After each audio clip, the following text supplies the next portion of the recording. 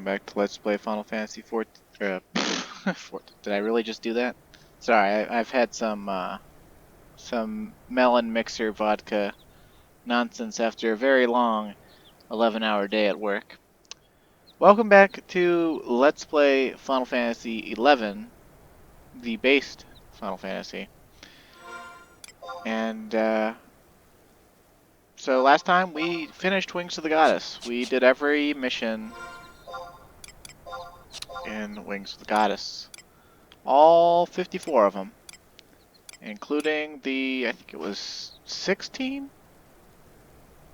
Something like that. Nation quests for Bastok. And I'll go back and do the other nation quests too. I don't know the exact order of where I'm going just yet, but last time we broke the level cap. You can see that our level 75 and our status screen is no longer dark blue. So the next time we gain experience points, we will level up to level 76. And we're standing in front of this cavernous maw in Conchchat Highlands. A place we haven't been in this Let's Play for, what, 150 videos? I don't know. But we're going to enter into Abyssea. And Abyssea was content that was introduced as an add-on feature that you paid, I think it was $10, like the other add-ons. Might have been a few more. But it was this whole new thing, they said, and the player base's reception to it when it first came out was mixed. A lot of people didn't know what to expect, and it had been hinted at with Voidwalker Notorious monsters, which I should probably show off. But for most people back in those times, they were still struggling with, just getting to 75 and getting to the end of Treasures of Atargon and keeping up with Wings of the Goddess and doing campaign battles. Most players that played Final Fantasy XI back in the day were not on the forefront of content. And Abyssea came out, and it was kind of like the great equalizer. So let's go in and see what it's all about.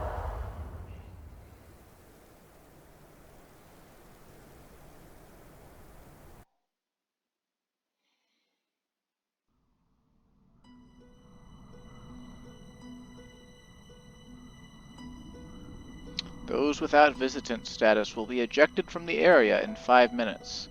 To learn about this status, please consult a Conflux Surveyor. Alright, so every time you come to Abyssea, you gotta talk to this guy, or gal, and request visitant status. And since we didn't have any Traverser Stones, I didn't pick any up at Joachim in Port Juno. We've got to request the amount of time we had from the last time we came into Abyssea, which was, I think, our first Traverser Stone way back in the Let's Play. The first time I traversed to Windurst, around level 30 on Red Mage. I think I walked into Abyssea Tarangi. Okay, so you notice right away, you talk to this Conflux, it says, what will you do? Activate Conflux? 50. What does that mean? Crew ore balance, 0. Okay, so there's new currency called crew ore. And you have the crew ore prospector. Greetings, traveler. I'm a resistance officer whose charge is the procurement of crew ore. If you would be willing to part with any crew ore you possess, I will issue you with helpful items in return. Learn about crew ore. Crew ore is a naturally occurring mineral found as deposits on creatures native to Abyssea. Known by some as blood gold, these red granules are highly prized since the use is both energy source and construction material. It would be no exaggeration to say that crew ore is the lifeblood of the resistance effort. As a matter of fact, the bulk of items I have in stock are crew ore based. Chief among them being ancient abyssite, a highly concentrated, doubly valuable form of the stone, boasting diverse benefits.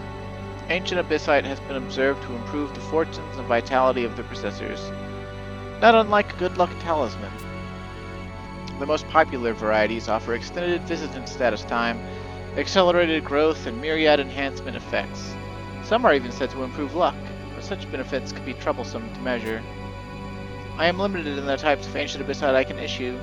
The opportunity to acquire rarer varieties, however, will surely visit you during your time at Abyssea. Besides the issuance of items, I am also authorized to imbue you with enhancement effects. So basically, crew ore, it's new currency. You can get buffs, key items, temp items, and actual items with it. Not least of which is this armor set that's level 78. There is an armor set they added in at level 78. If you'll recall, the first level cap increase after 75 took you to level 80. Abyssea came out shortly thereafter. And the way that Abyssea was the great equalizer was it gave you these welfare gear sets, more or less, that they weren't as good as the best stuff at level 75. But some of them were better. Some of the pieces were better than stuff that was way harder to get. And so people turned towards Abyssea, not just for this reason. You there, we're in need of a few good men. If you've time to stand about, how about lending your strength to the cause? Yours is an unfamiliar face. What do they call you? Pleased to make your acquaintance, Calmwind. As I said a moment ago, we would certainly use your aid. We came under attack from a particularly vicious horde not hours ago, you see. Fortunately, we suffered no casualties, but the searing ward protecting our encampment is on its last legs. If the wards break, you can bet we'll be overrun with fiends in the blink of an eye. We must repair it, and immediately. Rabat is in charge of maintenance, but we need someone to deliver him the necessary materials. The supplies may be found scattered about throughout this encampment. Collect them and make haste. The enemy is ever snapping at our heels. So, I guess we run to the repair trunks and stuff. Maybe talk to the people next to them.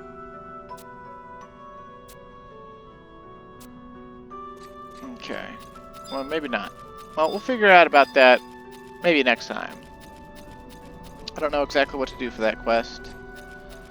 Either way, that's not the main reason we're here. Although, I probably guess I should look up the quests and what to do and how to do them again.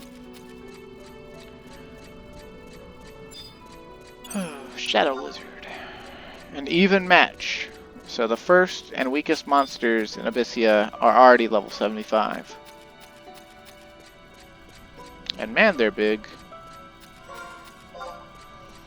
And it says we have no map, but it is literally the exact same map as the default Constantia Highlands that we came from in Vanodiel.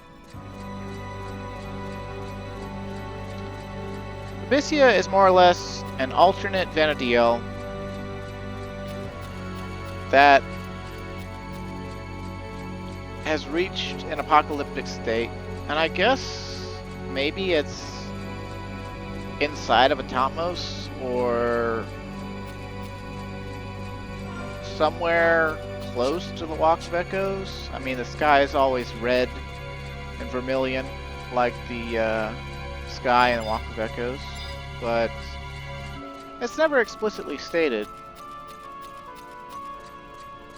You also might have noticed that when we entered, we were given Visitant Light Intensity, Pearlescent 230, Ebon 0, Golden 200, Silvery 200, Azure 255, Ruby 0, Amber 0. Normally you would build up each of those lights by killing monsters in a specific fashion. Pearlescent is built up with melee kills that are done with auto attacks. Ruby is built up with melee weapon skill kills, so physical weapon skill kills.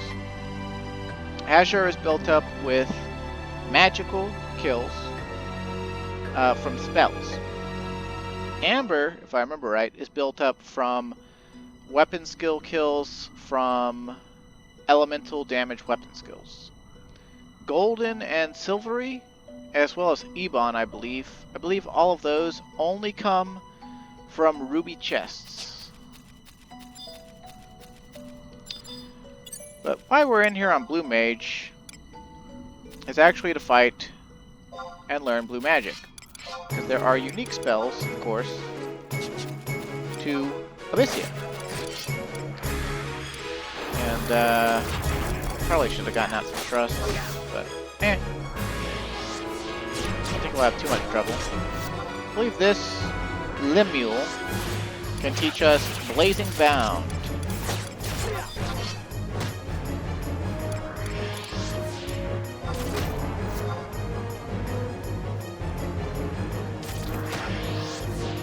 Oh, it's got magic. How about that?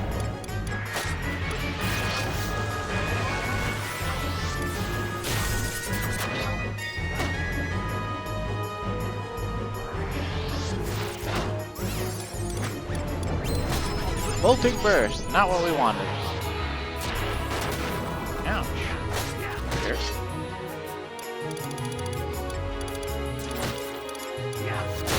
Probably won't get it to do another TP move, but...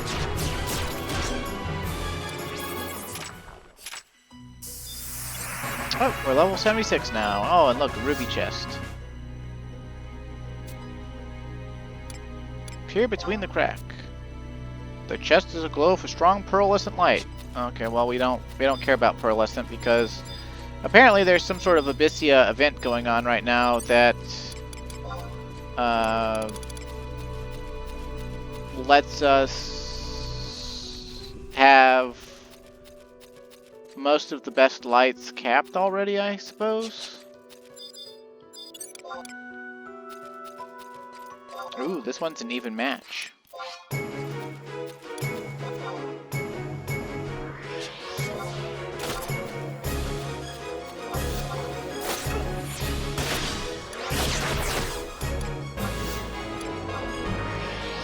Come on, do Blazing Bound. You know you want to.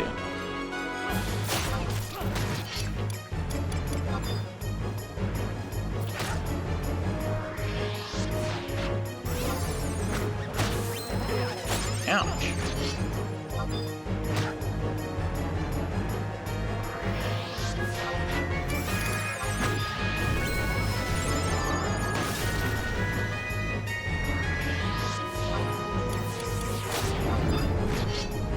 Molting Burst again. Sad panda.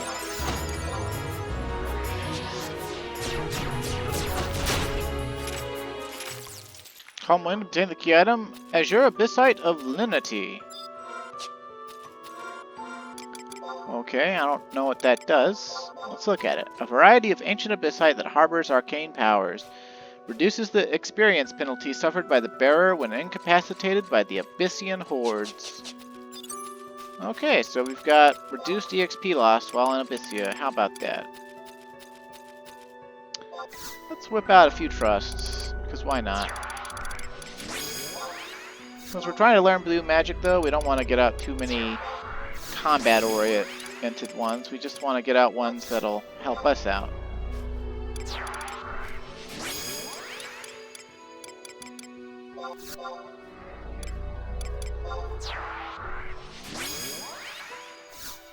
You might have noticed from killing these couple of things, EXP as well as crew ore is it's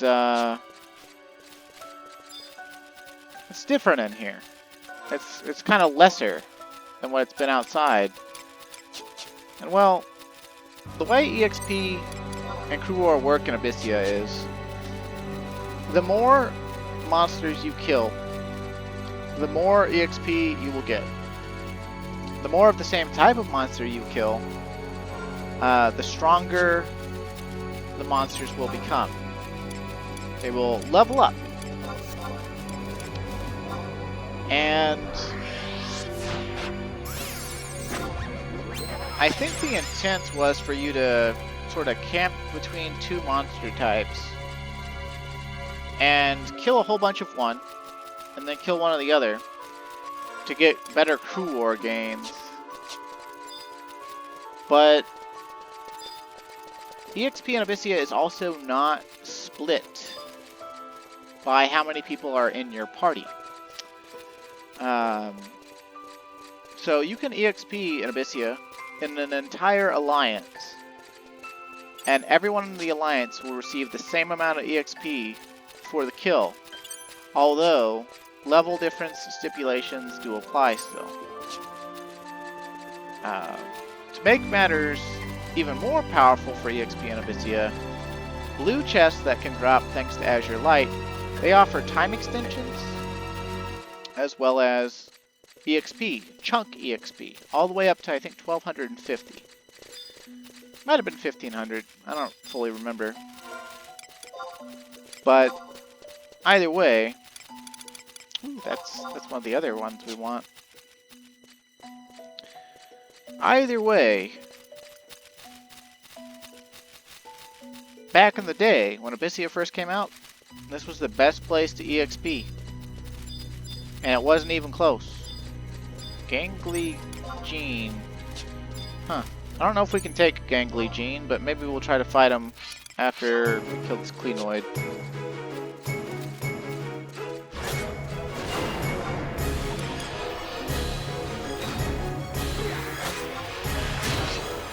Cleanoids and the Limb Mules and some other stuff are monsters introduced in and unique to Abyssea.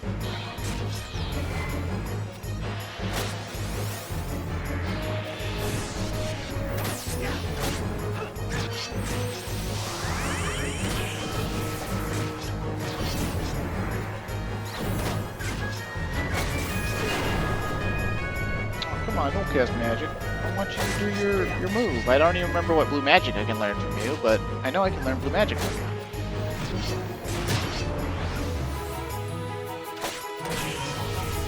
Acrid Stream, that's it. I don't know if we'll learn it on the first go around, but yeah, I think that's it.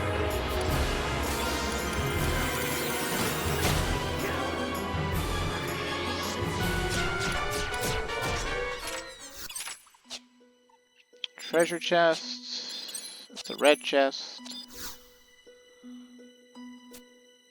Peer between the crack. Faint amber light. We don't got any of that yet. Pull it down 3 notches. Swing. We get amber light. Alright, let's try to fight this Gangly Geen or whatever. Oh boy. Sword skill up. And a lot of HP, it looks like. I may have bitten off more than I can chew.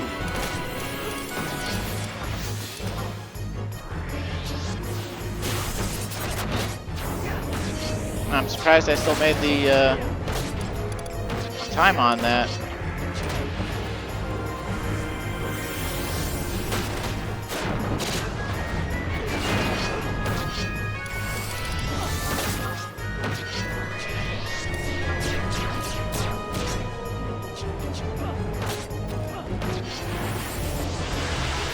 There's no blue magic to learn from Gangly Gene. He's just a notorious monster.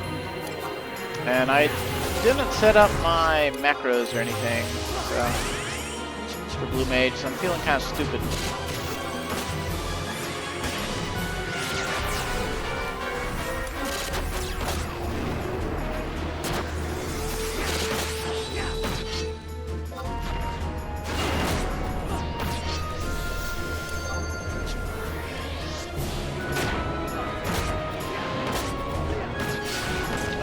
On that.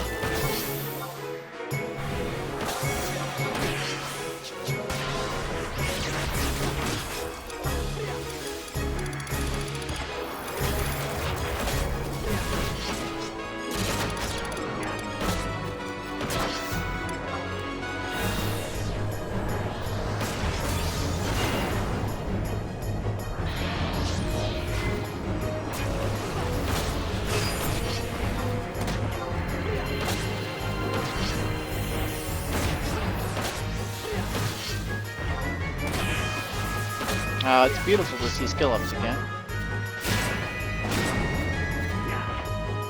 Now, in Abyssea, when you fight notorious monsters, there's actually a weakness trigger system. And by casting specific magic related to the day of the week, or using weapon skills related to the time of the day, you could actually trigger weaknesses on Abyssea notorious monsters that would cause them to freeze in place and also drop extra items. There's red weakness, which causes them to drop their key item. Blue weakness, which causes them to drop their gear drop. And yellow weakness, which causes them to drop any auxiliary drops that they have. Usually gear seals or upgrade items.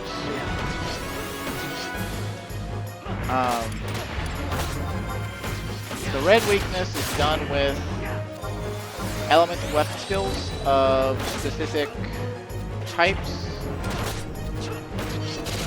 And as such, there are better jobs to bring into Abyssea for targeting weakness procs. Warrior and Ninja are the best for red weakness procs. Warrior is the best for blue procs. And yellow procs are done with magic. And I believe most of them are done with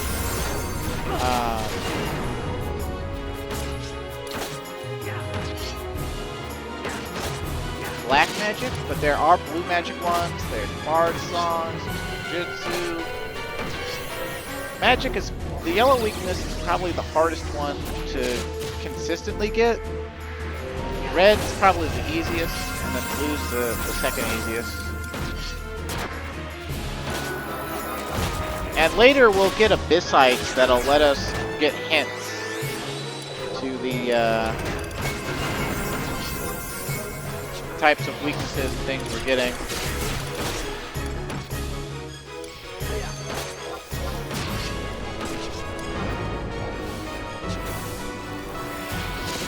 We'll also be able to get far more powerful later. The more we do Abyssea, the more powerful we'll get.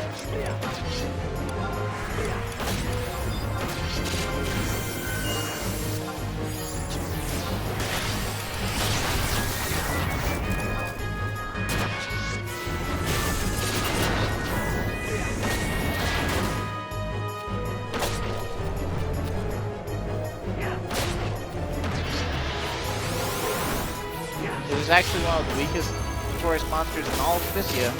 It's not the weakest, but it's one of the weakest. And I'm making it look hard as fuck, because we're only 75.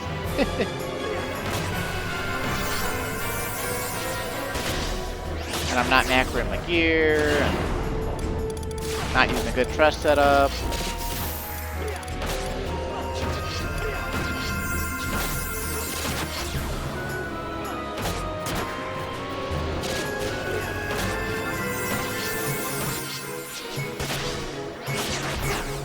I think we'll get it though.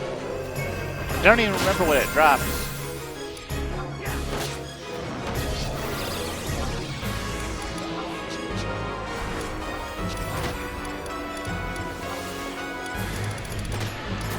Up in here anywhere? I do.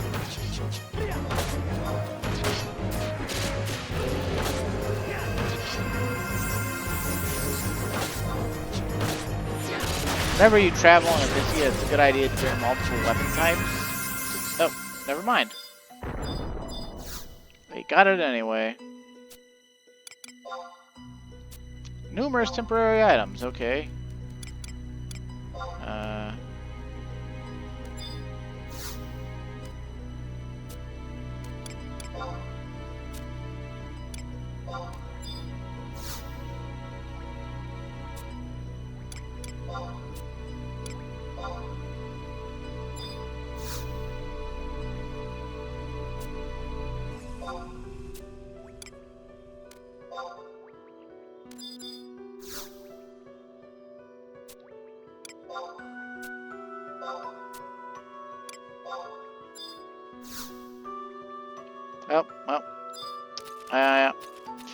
Back in the day, people used to just save up Crew War and buy forbidden keys to just instantly open boxes. And someday, if I do enough Abyssea, off-screen, we'll be able to do that too.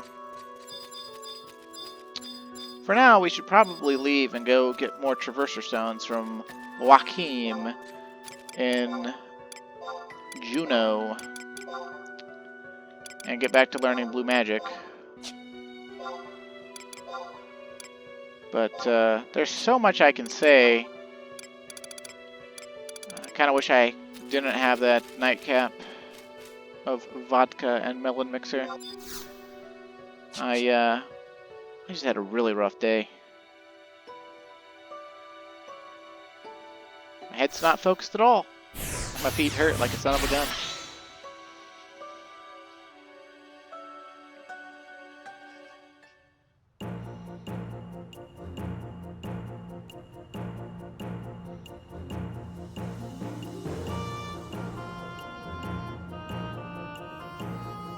Alright, let's go to Port Juno and grab Traverser Stones from Joachim.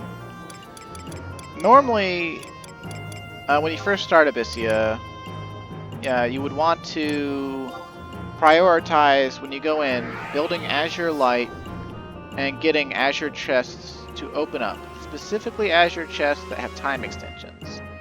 Because unless they've changed anything, Azure chests occasionally have an additional 10 minutes of visitant status, which you can just keep on racking up while you're inside. If you wanted to, and you just racked up blue chest after blue chest with time extensions, you could get like 1,200 minutes inside. But whenever you leave, your remaining visitant status gets set to 2 hours. And Joachim here should let us have at least 3 stones, I believe, at a time.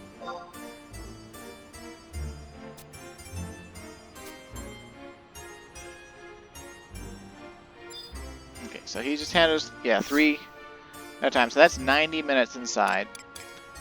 We check our current stock. And we have 630 Traverser Stones. So we're not going to have to worry about how much time we have for Traverser Stones. What we will have to worry about, though, is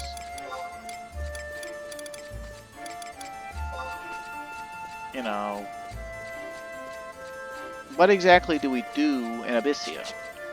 Well, each Abyssea zone has its own set of quest lines that usually reward you with Abyssites that improve your performance in Abyssea. And there's all sorts of notorious monsters in Abyssea that drop gear. And if we were back in the day,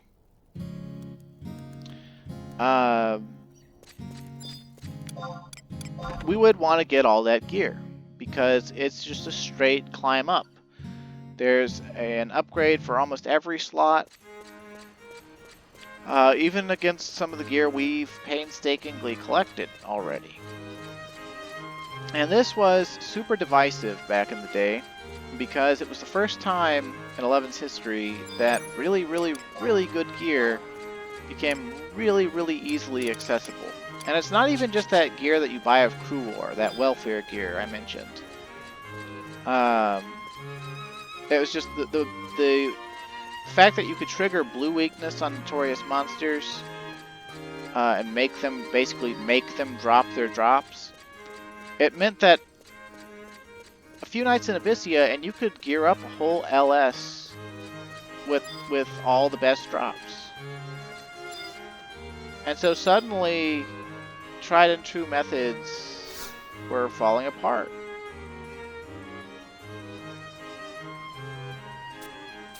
Alright, same thing as last time, huh? Exceeding our limits.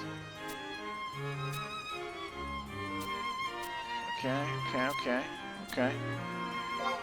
Will I ever? Okay, so this time he wants 5 Kindred Crest and 4 merit points. No problem.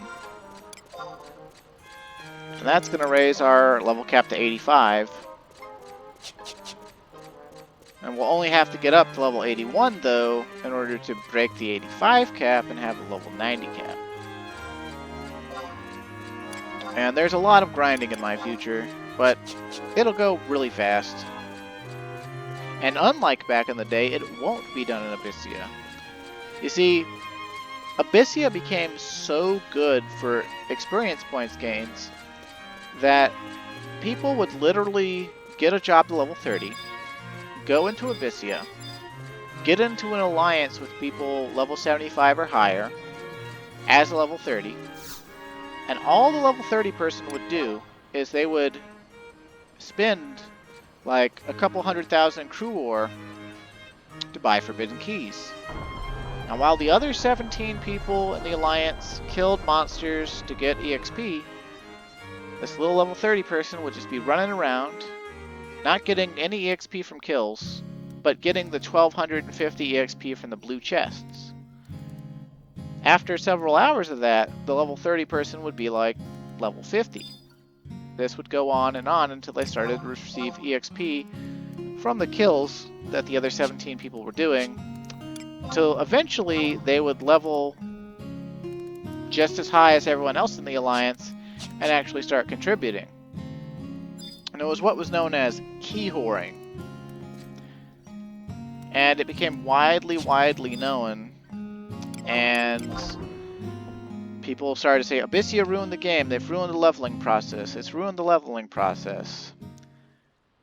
But for people really in the know, who'd really been paying attention to leveling up at lower levels, level sync, the ability to sync your level, which I haven't been able to show off because I haven't gotten into a party with anyone else that's a lower or higher level than me. But in Final Fantasy XI, you have the ability to party up with someone who's a higher or lower level than you, and you can set the lower level person as a sync, and this will cause the higher level people to become their level. And this means that you can continually sync down to, like, say, level 15 and get full experience points gains in a party in, say, Falcrum Dunes. And all you'd have to do is keep trading out the sync person. You just have to find someone new to sync to when you outgrew the zone. And in some zones, what you could do is you could have like a level, let's say Koralaka Tunnel. This was the most popular place to do it. Koralaka Tunnel, and you get a level 20 sync, and you kill him. He dies. Well, then you take 4 summoners and someone who actually wants to gain EXP. You sync to the level 20 dead guy. You have someone on a level 75 job run through Koralaka Tunnel and cast Dia on a bat. They then chain every single bat and every other type of linking monster family monster behind them.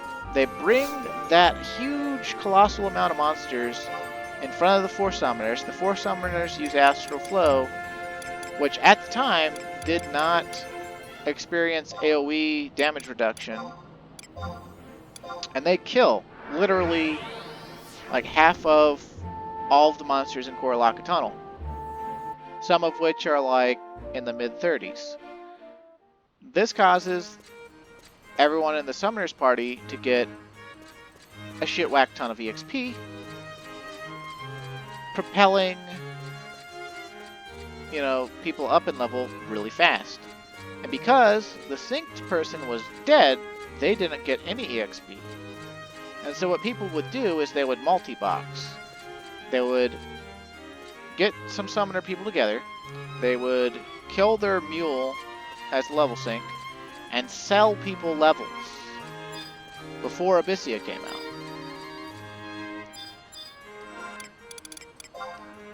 And so the leveling process had actually already been ruined before Abyssea. It's just that most people weren't willing to pay for levels. Whereas in Abyssea, all you had to be willing to do was invite people to an alliance and have the crew war to buy keys. Splendid, superlative. In that case, without further ado, yoo-hoo, Mr. Magic Man over here. Is this going to be exactly the same as last time? This is going to be exactly the same as last time, isn't it?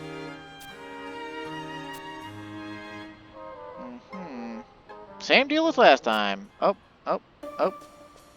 Oh, wait, no, a Tarutaru's run up. Pariki Paranki? Howdy ho, fatty waddies. Ladies and gentlemen, I proudly present Paraki Paranki, esteemed researcher of enterological magic from the Winterston Monastery, who is kind enough to take time away from his data gathering for this special occasion, Kupo. Pariki Paranki, the self-styled brown mage? Why, do I get the feeling we're in for a real mess this time? Honored to be here, my pudgy purple-winged friends. I've been hoping to test out my latest laxative spell, but lately my lab's been as barren as a set of freshly evacuated bowels. This is just the belly-bursting opportunity I've been looking for. Great, we have a Tarutaru that has a scat fetish.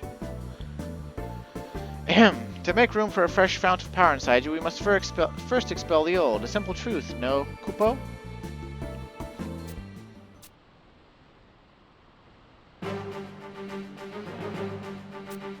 Uh-oh.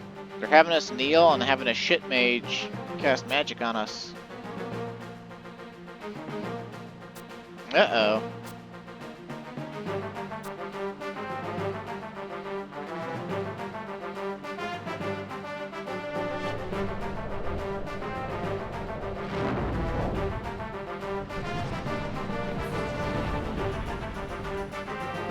Calmly is racked with pain as his stomach gurgles and grumbles violently.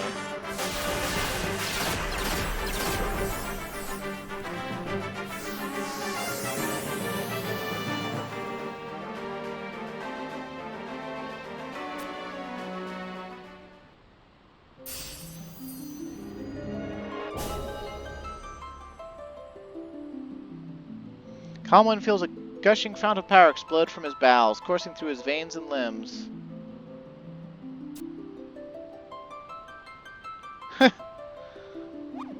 How curious. The more excruciating the pain they endure, the stronger these adventurers grow. Perhaps my trials are not as torturous as they should be? What is that, development commentary? I'd read more of this, but it's all kind of jokey and I don't know. It doesn't really feel as epic as the first level cap breaks, you know.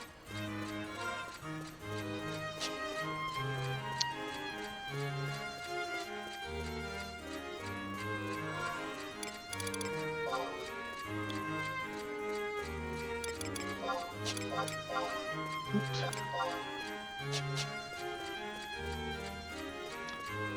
But yeah, so in the common player's eyes, Abyssea broke the leveling scheme for 11. And because of that, the development team started to course correct. They added in Fields of Valor, for instance, or more to Fields of Valor, and then they added Grounds of Valor, and then they added repeat pages, and then they added more EXP outside of Abyssea, Records of Imminence, and they just kept adding and adding and adding. Anything to get people out of Abyssea and into the rest of the game. But for the first 2 years Abyssea was out, it was pretty much the end game and the place to go once you were maximum level. And there was no denying that. There was no getting around it. Okay, we're just going to go to North Gustavberg because that's the closest one to the Kronstadt Highlands. I'm only really going to Abyssea Kronstadt in this one because Tarangi has some dangerous NMs that patrol randomly throughout. They could literally be anywhere in the zone. One's a cut shrub, and it's cloaked and invisible. You can't even see it. But it'll blood aggro you. And then it also has this flying robot whose name I can't remember right off the top of my head, though I really should. It's a new monster family type called Cataray. My brain is like screaming, "It's Sepoy! It's Sepoy!" And then the other half of my brain is like, no, Sepoy was the one in Abyssea von Curl. Let's see. There was Kutharay, Sepoy, Raja, Rani.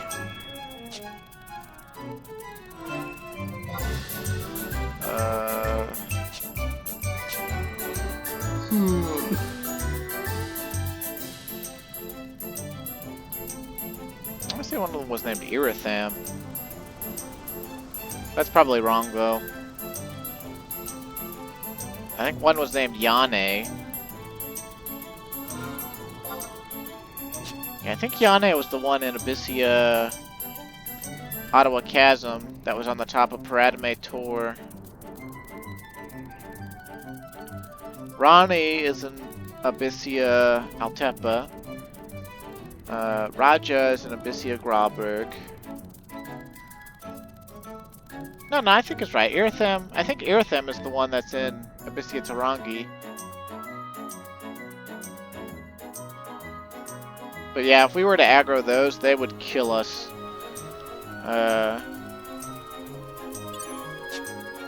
Like that Treant in him we just fought and barely beat. Because, like, we're not really in battle mode, nor are we leveled up, really. That was just a pop item in him. It dropped us a key item that's a pop item for another more serious, notorious monster. Whoa, what's this guy? What's going on here? I'd keep a wide berth of that cavernous maw if I were you. That thing you're holding. Is that a traverser stone? Well then, that must make you Calm Wind. Joachim's told me much about you. It's a true pleasure to finally meet face to face. My name's Nora. Like Joachim, I'm a native of Abyssea. We're eternally grateful to you, Calm Wind, for coming to the aid of a world not your own. What little help we have to offer, my comrades and I intend to give all to you. Never before has our world seen such dark times. The Abyssian hordes appeared without warning, seemingly out of nowhere. It all happened so suddenly. Our nation's defenses were pitiful things against the enemy's unquenchable lust for blood. The result being a world ruled by death and destruction. It's hard to believe that Abyssea once rivaled your world, Vanadil, was it, in beauty? But everything changed after that fateful day. The cavernous maw you see before you leads to the Constant Highlands of Abyssea.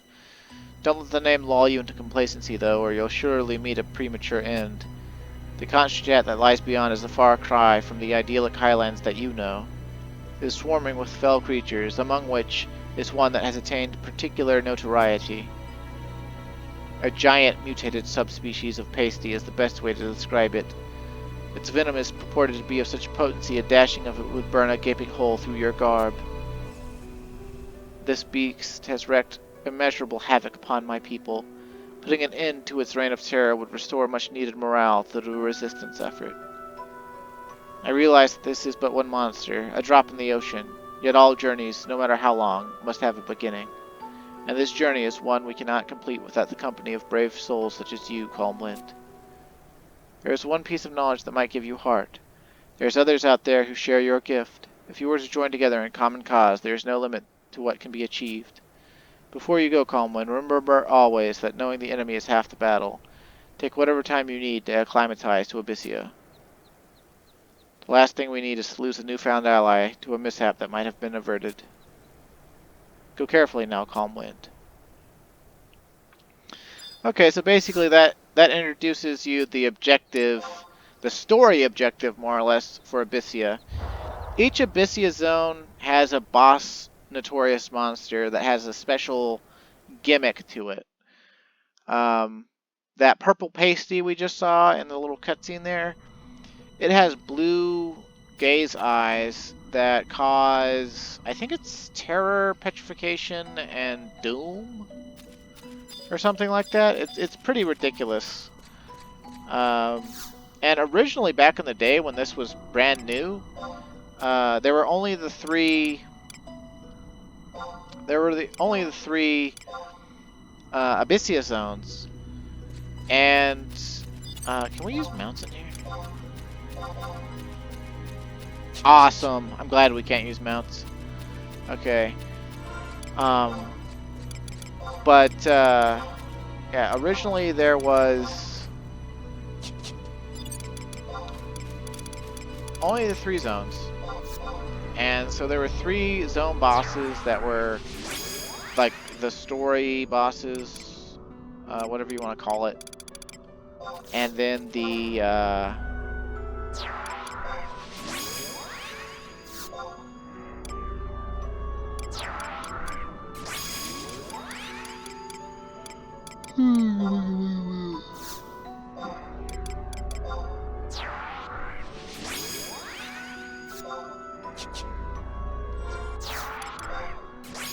like Joaquin's, you know, allies that tell you about him.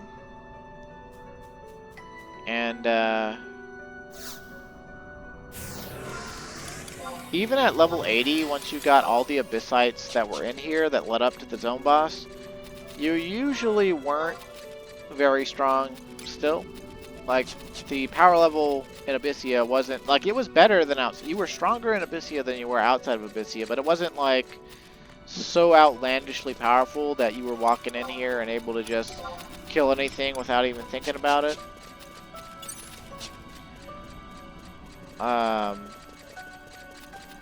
But once you beat that zone boss, you got key item drops from it, and some other stuff from it. And there was usually a monster beyond the zone boss that was even stronger. And in Conchjet, there is one that's a Malboro that has extremely bad breath, which is instant death to everybody around it for like 30 ohms. And it drops an Abyssite. I think it's the zone boss that drops the Abyssite that lets you get an Atma. And Atmas also drop from monsters for the red proc. And the Atmas have unique effects. And that's where the real power in Abyssea starts to come from. And one of the Malboro boss I mentioned, it drops an Atma called the Voracious Violet. And what that Atma does is gives you plus 50 strength, plus, I think it's plus 10% double attack. It might be 5% double attack, I don't remember. And then plus 20 regain, or whatever. Back in the day it was plus 2 regain, but this day it would be 20 regain. So basically, you get super strong, you get multi-attack, and you gain TP while just standing still at all times. And once you enter Abyssea, unless there's like some super move that a boss has that rips even Atma buffs off, which some of the bosses in Abyssea have that.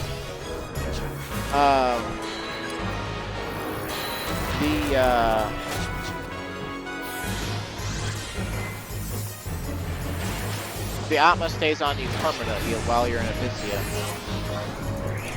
And just one Atma, even an Atma that potent, you know, it still wasn't that ridiculous. You still needed an alliance to kill most of the hardest NMs. But on the second Abyssea add-on, they let you get a second Atma. And then in the third Abyssea add-on, they let you get a third Atma. And the Atma powers started to get even more ridiculous. Like, there's an Atma that gives you plus 10 refresh and plus 50 intelligence. There's an Atma that gives you auto re-raise 3, so whenever you die, you can just get back up an unlimited amount of times. There's an Atma that gives you plus 50 dexterity, plus 30% crit rate, and plus 20% critical hit damage. There's an Atma that gives you plus 40 store TP, There's an Atma that gives like specific elemental damage type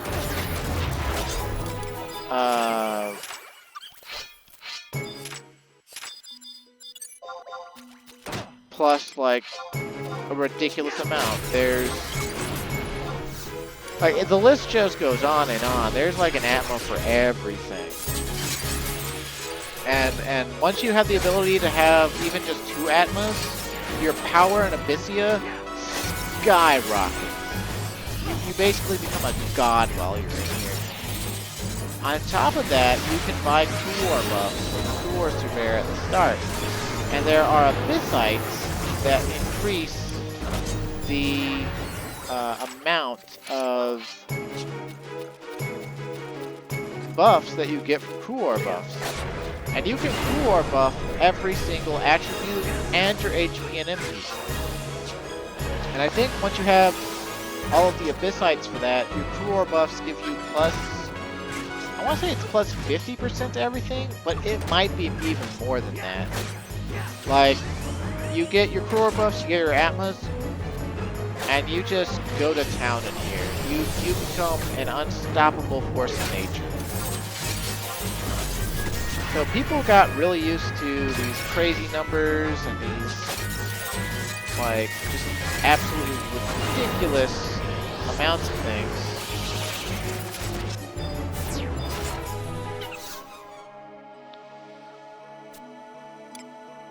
Between the crack. Tremendous experience points by opening it.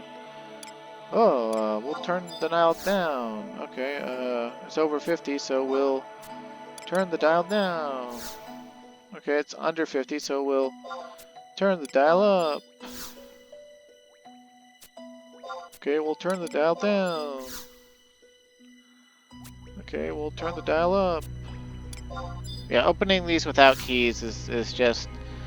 Even if you're getting it right every single time, it takes forever.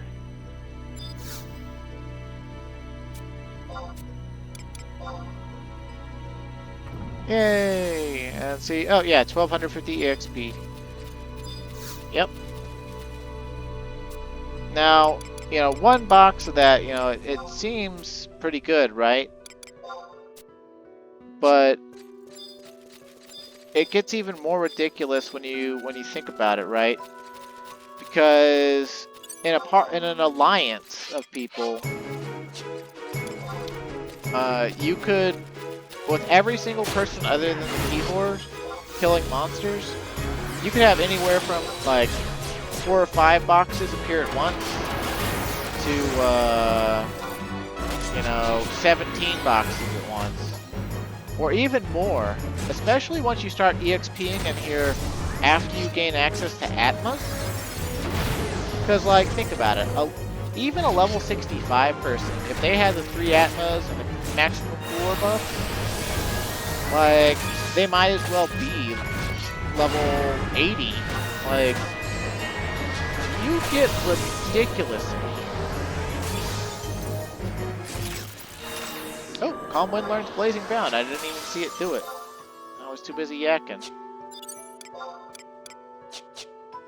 That's one of the Blue Mage spells we were after. Oh, and we got Accurate Stream. Okay, cool. Okay, so as far as these ephemeral monsters go, they drop an increased amount of light, as well as more core and EXP. And so they're a really easy way to gain the lights you want. And I believe you get more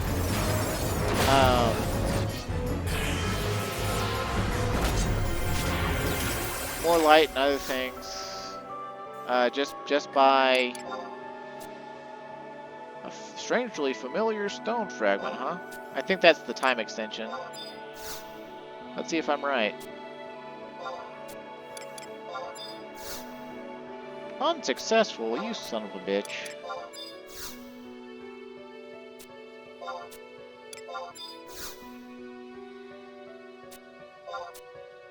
Yeah, also what would happen a lot of times in EXP and Abyssea is multiple people would actually key whore. Sometimes people would get, you know, someone more comfortable with making the alliance. And that, yep, time extension. You'd have like 2 or 3 key whores. And usually if one of the key whores was like super dedicated to opening boxes, the person who made the alliance would just literally just fucking AFK and get EXP out the ass. Of course, I'm sure after seeing how much EXP we get outside of Abyssea, that the amount of EXP we can get in here by ourselves is really not that impressive. I mean, I'm just asking you to imagine 18 people in a party, and also once you build up a monster family to as much EXP as it'll give, it gives anywhere from 600 to, I think, 650, depending on the monster family's EXP bonus, per monster to 18 people at once. And then you're getting those 1250 boxes like every few blue boxes. Again, to everyone in the alliance, not split. So just killing one monster, and if it drops a blue box that gives EXP, bam, 1850 EXP to everyone in the alliance at once. Just phenomenal. But in my opinion, they kind of ruined the fun of that. They so badly wanted people to get outside of Abyssea after the first couple of years it was out that they really course corrected way too hard. I mean, people were gonna get out of Abyssea anyway, just for the simple fact that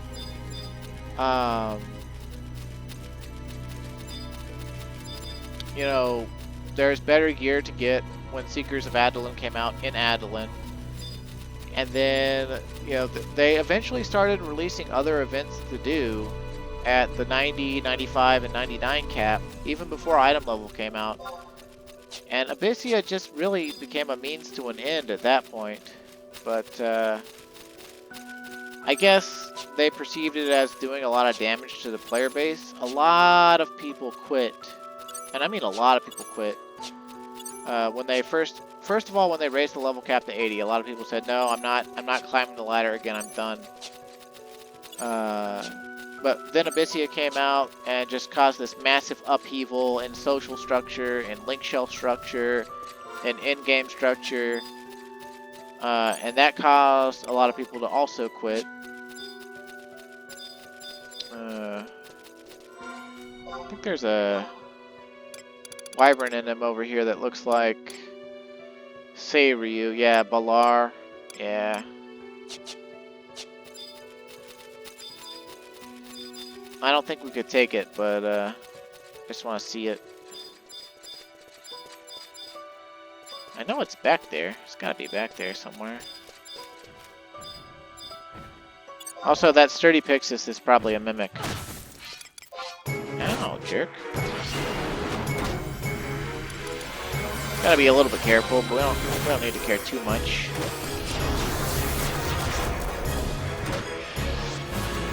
Ooh, blue magic skill ups. Don't mind if I do.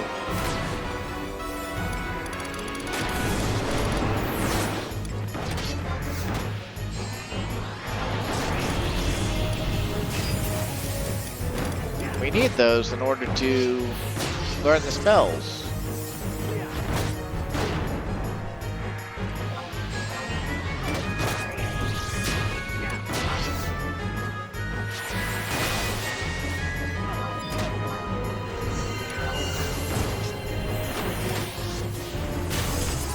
Oh, there's Balar. Yeah. See, looks like Seiryu. I don't remember what he does, but every Abyssea in him basically has some sort of gimmick going for them. I just wanted to show him off. It was really weird being in here the first time and be like, "Is that Seiryu?" You know, like, They reused a lot of models in here. It really was a pretty good time. I know I was in the camp of firmly enjoyed Abyssea, both when it first came out and for years afterwards.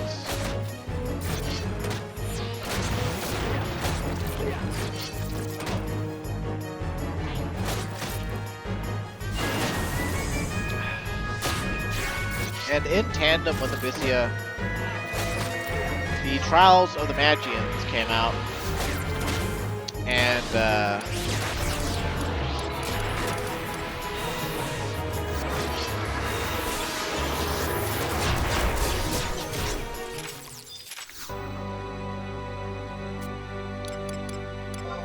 certain weapons you could upgrade in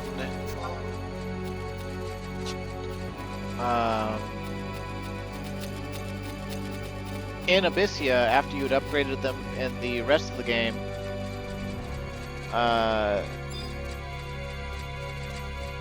Usually related to specific notorious monsters that you spawn with other notorious monsters' key item drops. You can make these new relic level weapons called Empyreans. And at first, there was nothing very special about them, just their appearance. But later, they became very, very powerful. By the second Abyssea expansion, the level 85 version of an Empyrean weapon is literally so strong that relics stood no chance of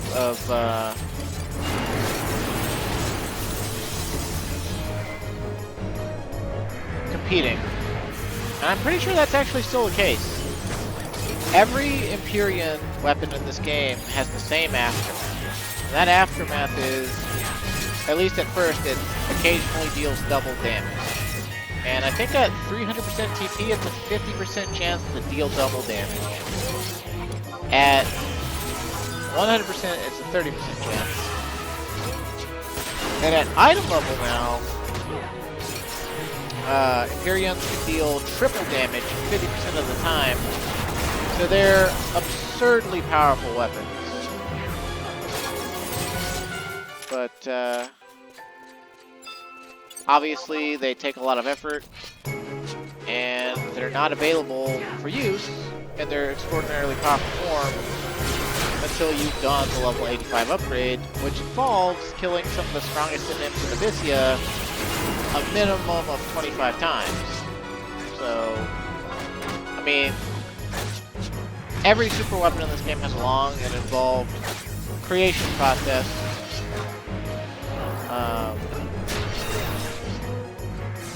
It's just that,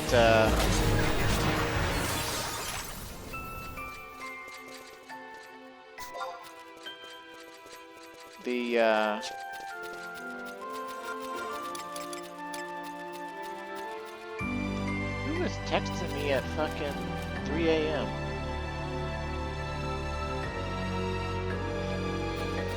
No, my phone's on the other side of the room, so I think I'm gonna let it go. Oh, there's those floating skulls again. I think they only have magic, though.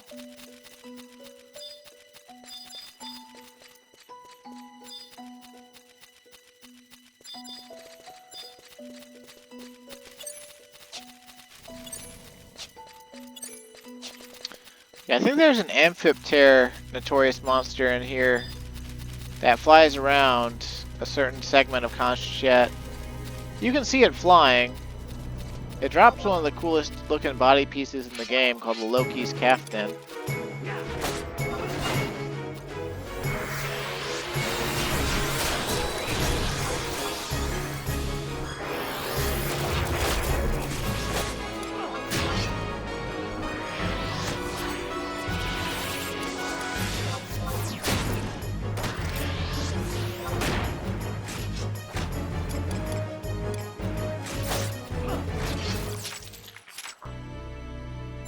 Ooh, our first amber chest. Square of sailcloth. I don't think that sells for very much. How do we open these? Oh, amber chests are a guessing game. Okay. Less than 21. Or less than 22, one of the digits is 1, huh? Okay. Greater than 19. Okay, so it's gotta be 21, right?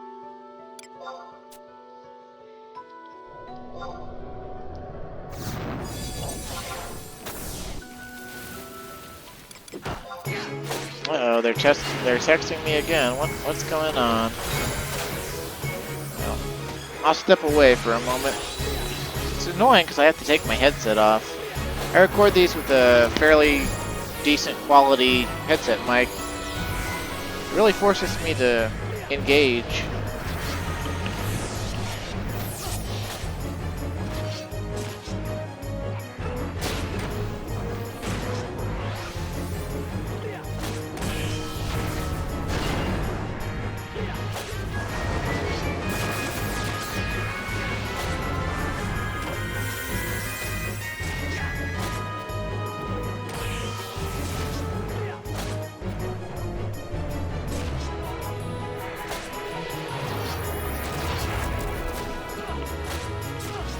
Alright, sorry about that. It was just work again. Nothing again about me having to run in or anything, just other people not being able to make it in. And I'm a manager now, so I've gotta care. Tremendous experience, whatever. Okay, give me that sailcloth. Maybe it'll sell for something on the auction house. Okay. And honestly, I mean, the reason I'm in here on Blue Mage was to learn Blue Magic. Try to show off the light system a bit. We would have gotten pearlescent light from the ephemeral thing we killed. But because of the Abyssea campaign going on right now, our lights are capped. So, or at least our pearlescent light is capped. So, not a very pertinent thing. Honestly, I don't know if it's a good idea or not, but we might be better off going off to one of the other Abyssea zones and seeing if we can't learn blue magic from one of the other type of monsters that's unique to the second Abyssea zones, called Murex and I think amoebas. But I don't know, it's been quite a while, so I might be remembering wrong, I don't know. Either way, I want to use up this TP first.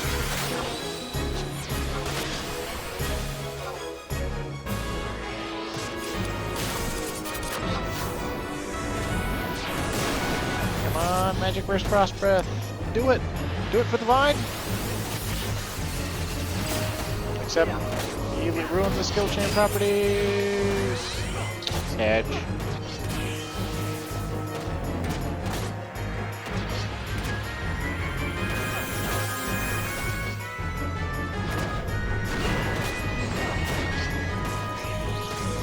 Okay.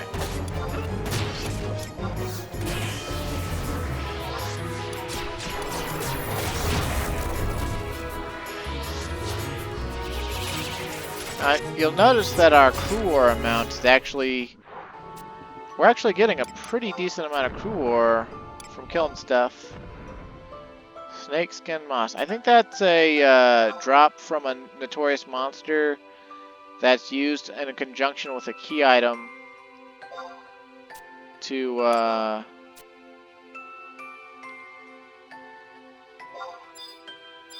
greater than 28, second digit is odd. Okay. Let's try 31 then. Greater than 31. Okay. We'll try 39 then. Oh boy. Sum of the two digits is 5.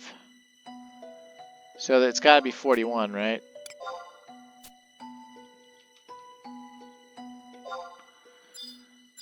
Swing. Alright.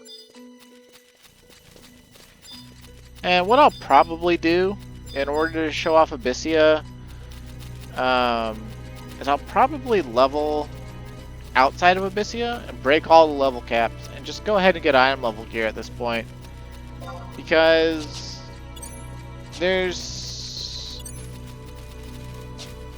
I'm actually not really familiar with the exact power level of the Abyssea NMs. And I don't feel like there's really any way or any reason to care about them a whole bunch. Insofar as time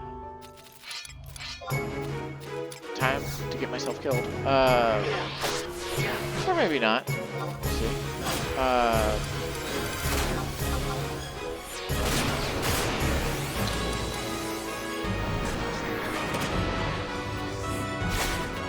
Everything in Abyssea is meant to be killed hundreds and hundreds of times very quickly.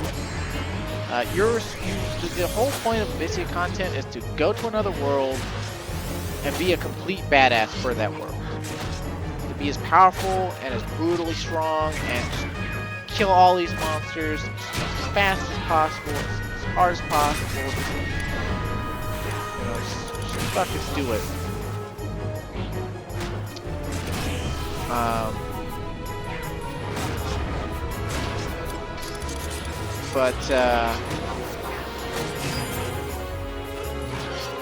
You know, that can be kind of hard to do if we try to stay level 75.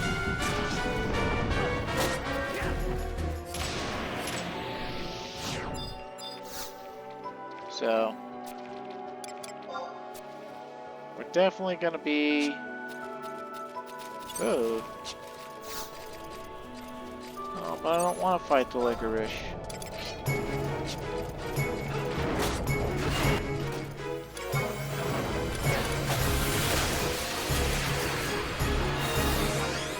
Oh, you'll notice that the size between monsters in Abyssea also varies. I think that correlates with strength, but I'm not 100% sure on that, so don't quote me.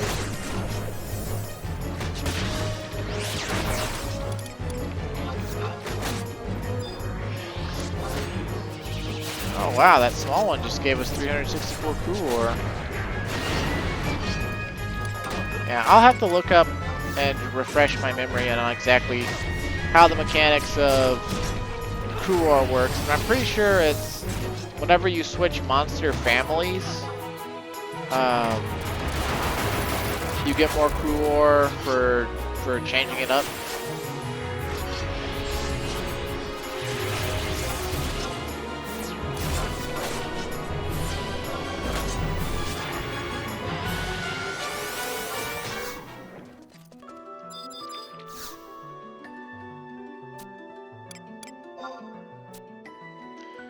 And temporary items again. I mean, I can't like sneeze at them because a lot of the temporary items in Abyssea are really stellar. They're really powerful. Temporary items can really change what you can do by yourself in here. Even back in the day, they've got like Fanatics powder, they've got Fanatics drink, they've got Lucid Ether 3, they've got all sorts of stuff. Oh, well. And I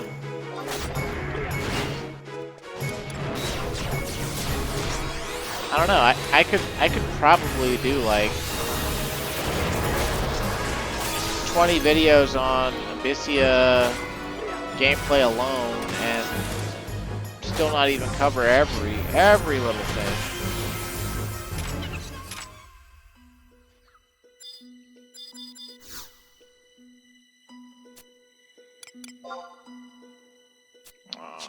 Can't forget about it.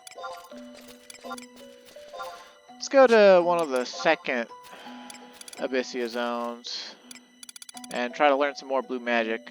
I'll probably wrap this recording up in the next, I don't know, 15 or 20 minutes. It's just sort of like, I don't know, an ease in, an introduction, a, you know, hey, welcome to Abyssea sort of thing.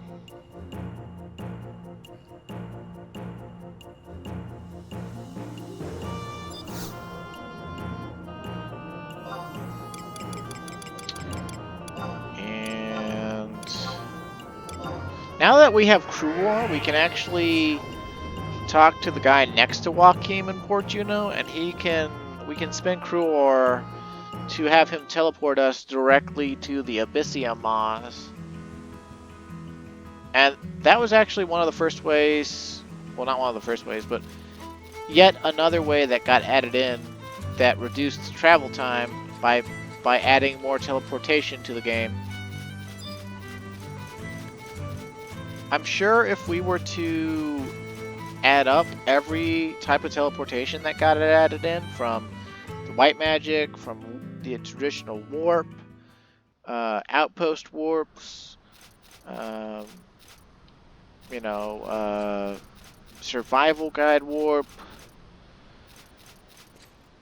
Abyssea, cavernous mob warp, and then void watch warps. Everything like that, like, you really start to see why they eventually added in home point warps. The game just kept trending that way. It was like, more teleportation, more teleportation, more teleportation. And it's like, it could be worse, I guess. So.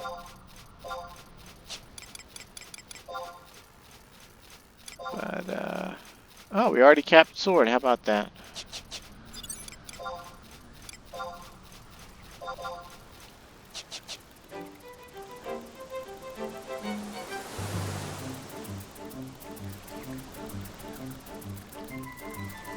If anyone had told me back in 2005 that I would one day ride a crab as a mount in Final Fantasy XI, I would have been absolutely baffled. Now this one leads to Abyssea Miseru, as in Miseru Coast,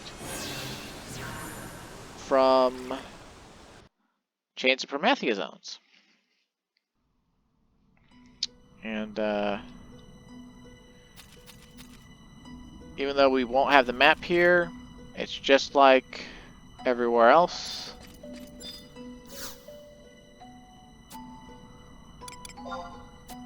And visitant status carries across regardless of your Abyssea zone. Okay, so we've already gained over 5,000 crew war. Let's see about those enhancement effects. Okay, so we got HP boost, MP boost, strength dex, all enhancements for 470, right? Which, I mean, why not? Let's do it. Boom. And we don't have the Abyssite yet, but it's literally plus 10 in every stat, and I guess 10% more, or maybe it's 20% more HP and MP, but either way, it's more, and that's great. We can also, because we have Crew War now, we can start unlocking veridical confluxes. They cost more in this zone because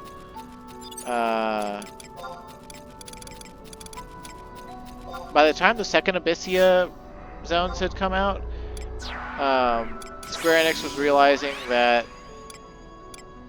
Crew War was super easy to come by, and that since most people were EXPing in Abyssea non-stop, everyone had Crew War, so there wasn't any reason to make stuff cheap. I mean, like, if we can gain as much Kura as we've already gained in, like, you know, just like 45, 50 minutes of sort of plotting about just killing more or less random monsters, you can imagine how much Kura you could gain if you just spent like 12 hours leveling. Alright, so here's the Murexes and the Amoebans. And I don't remember what we can learn from them exactly. We've got all sorts of blue magic to be learning.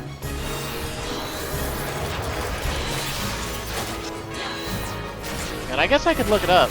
I guess I should look it up. There's no way I'm gonna remember every blue magic spell I can learn in 11. I have a pretty good memory, but it's not that good of a memory.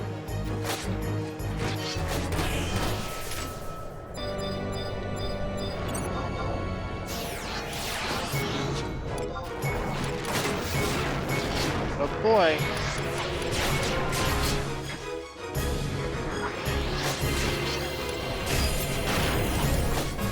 What's happening? Alright, let's see. So we just got Blazing Bound and what was it? Acrid Stream? Yeah. But what do these Amoebans teach?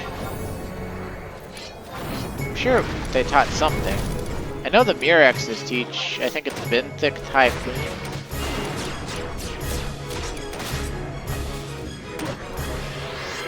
Clara uses Savage Blade. What a hottie.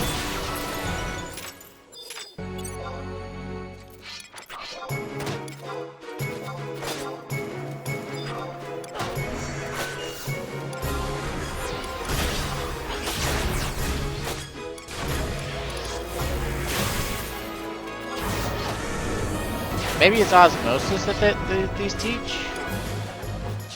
I'm gonna go out on a limb and say that. Oh, yep, it is. Okay. Which we can actually learn it, because even at 75, with all the blue magic skill gear we have, we're actually able to learn all the way up to Thermal Pulse, which is a level 86 spell. And Osmosis is level 84. And if we get these Murexes to do Benthic Typhoon, it's a level 83 spell. Ow. Oh wait, no, that was Templar Blade. I said ow too soon. Benthic Typhoon, there it is. Oh, Zaid, you stunned my spell. Normally I love your stuns, but not today, man, not today. Come on.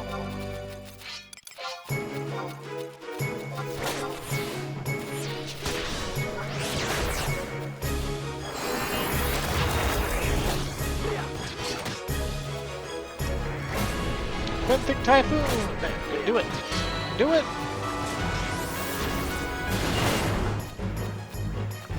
Yeah. Aw, we didn't learn it.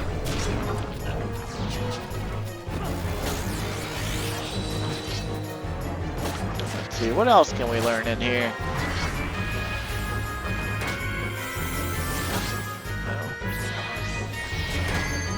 Truth be told, not really anything else. We need to gain levels.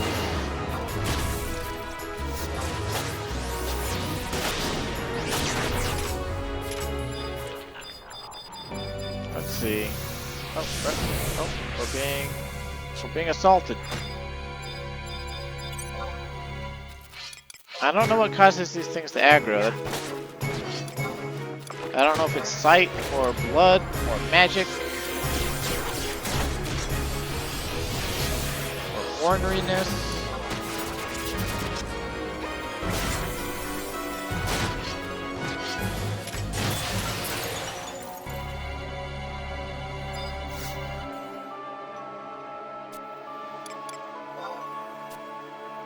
Now, I always thought the music in Abyssea was really good, and I still do. And this is like a treat for my ears.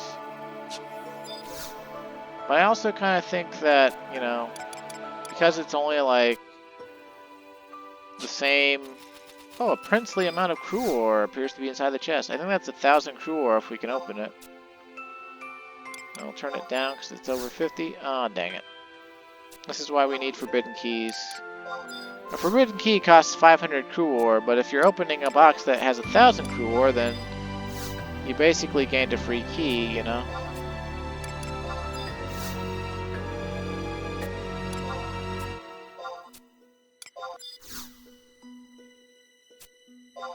Come on, you son of a bitch.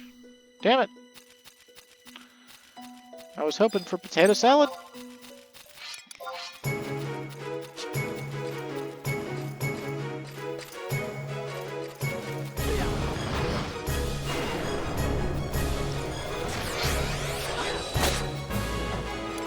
I'm not sure what these monsters are supposed to be, or if they're supposed to represent anything.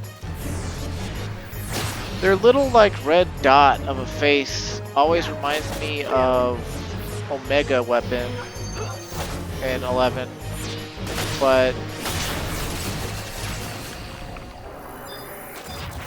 I mean,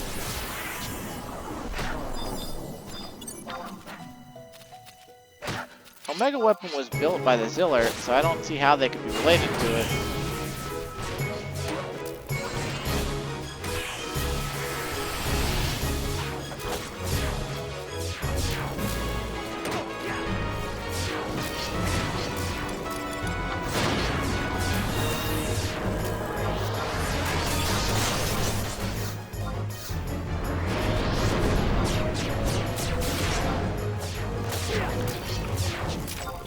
Oh, calm wind, large Bithic Typhoon!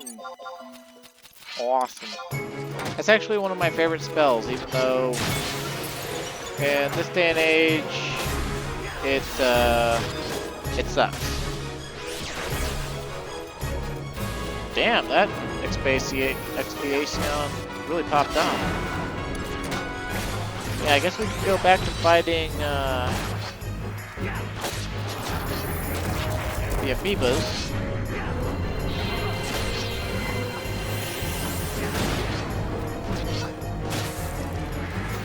You can also kind of see from the text scrolling by, they introduced auxiliary combat that systems for kind of to go with the story of Abyssea, of, you know, like saving this crumbling world from all the hordes of enemies that want to kill it or whatever.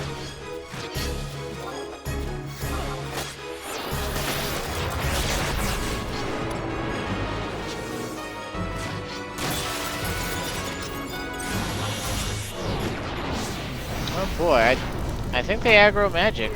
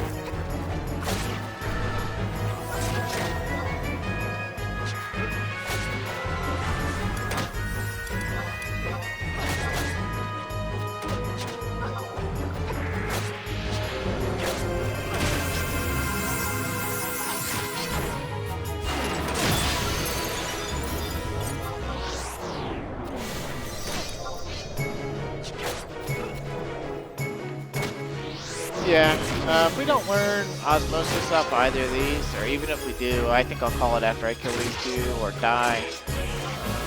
Either or. Man, you stop the move, I'm trying to learn again.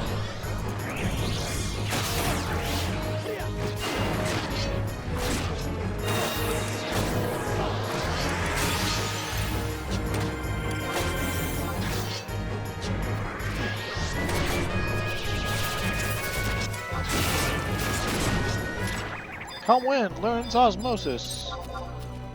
Oh yeah. You know, come to think of it, those red things in these monsters are probably supposed to be crew ore. I guess maybe these are actually supposed to be, I guess, life native to Abyssea that developed because of crew ore or something? Don't actually know though, I might have to look into it.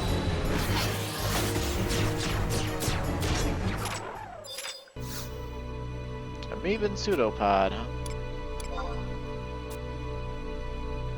Wyver hide and pair of Sylvan Botilons, huh? That would be the Ranger Empyrean feet, which don't seem that impressive for level 81 feet, but you can upgrade them twice. You can also trade them for other pieces, so we want to try to open this and get them.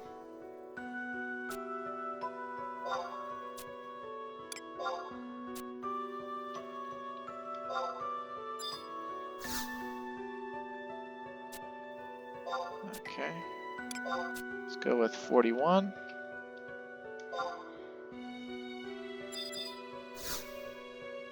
Okay,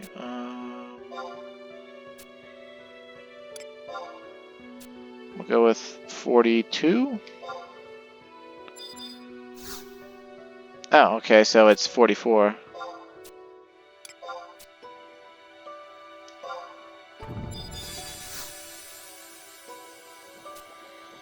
Alright, let's grab those feet. I guess we might as well grab everything else as well. You can also get rare exclusive augmented items from these amber chests. And in Abyssea Tarangi specifically, you can get augmented dark rings that have damage taken minus percentage on them. So the best dark ring you can get is one that has the augments of minus 6% physical, minus 6% magical, and minus 6% breath damage. It's almost a defending ring. But yeah, there's also quests to do with all these NPCs. You'll see a lot of familiar ones, but they'll be different because the apocalypse has changed them. The quest chains are worth doing because they give you a special abyssites that you can't get any other way. Notice there's Yurim here. She's the lady we made our torques with, our sea torques with, in the Tabnasian Safehold in Vanadiel.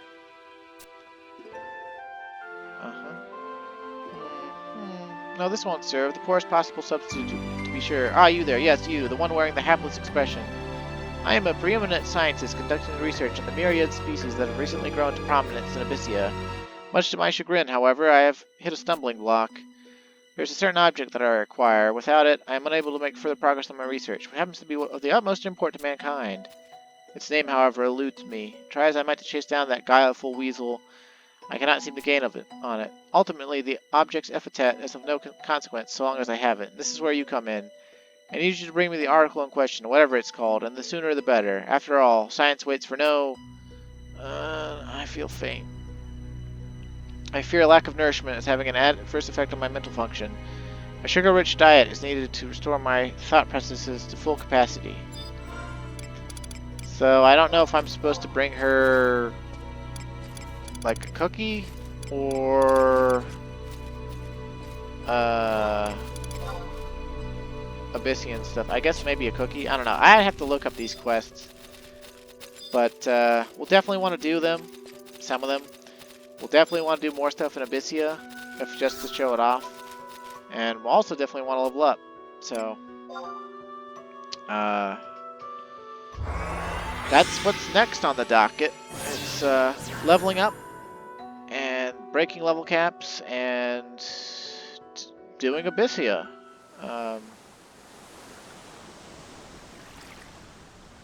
I might make an Empyrean weapon and talk you through that process / show some of it. I might not. But yeah, it's time for us to move on and really kick it up a notch. So uploads might slow down a bit while I take care of that, unless I can think of showing something off in the meantime. But leveling goes pretty quickly these days anyway, so whatever. Thanks for watching. Stay safe and have a great day. And I hope you enjoy what comes next.